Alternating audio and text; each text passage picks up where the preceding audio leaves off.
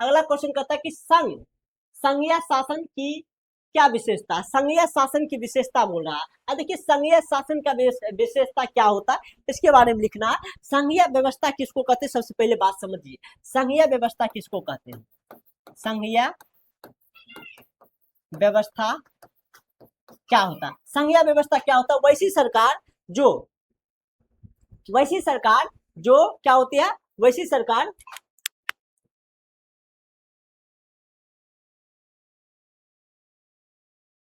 संघीय व्यवस्था क्या होती है? वैसा सरकार, वैसा देश जहां पर दो तरीका के क्या हो, दो लेवल का गवर्नमेंट हो, दो लेवल का क्या हो, दो लेवल का गवर्नमेंट हो। एक केंद्र सरकार होगा, एक राज्य सरकार होगा।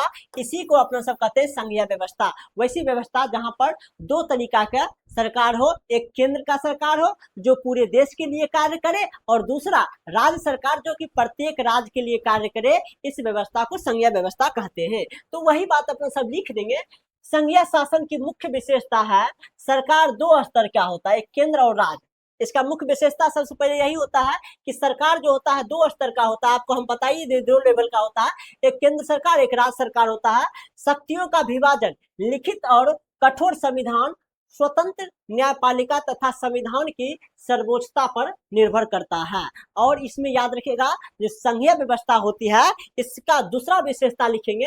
ये तो पहला विशेषता तो बता ही दीजिएगा, सरकार के दो स्तर होते हैं, केंद्र और राज्य। और दूसरा विशेषता हम ये लिख देंगे, यहाँ पर शक्तियों का विभाजन होता है। क्या होता है? शक्तियों का विभाजन होता है। यहाँ पर जो है लिखित और कठोर संविधान होता है। तीसरा विशेषता ये हो गया। चौथा विशेषता यहाँ पर जो है स्वतंत्र न्यायपालिका होती है।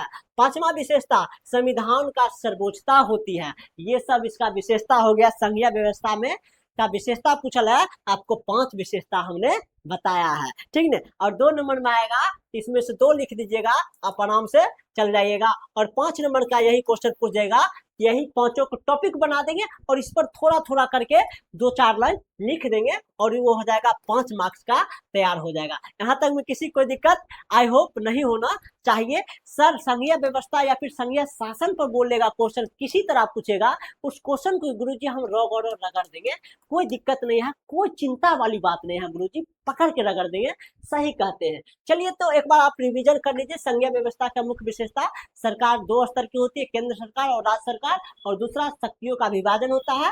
तीसरा लिखित और कठोर संविधान होता है। चौथा स्वतंत्र न्यायपालिका होती है। और पांचवा संविधान की सर्वोच्चता होती है। चलिए गुरु